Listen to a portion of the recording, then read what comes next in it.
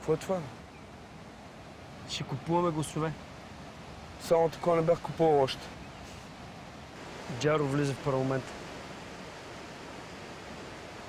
Не ми харесва тази работа, братле. Що? Какъв проблем? В България няма нищо по-лесно от това да купиш няколко гласа.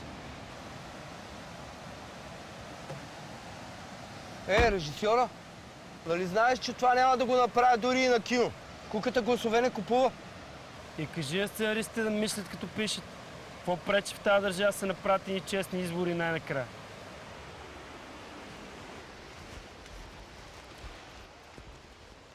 Стоп!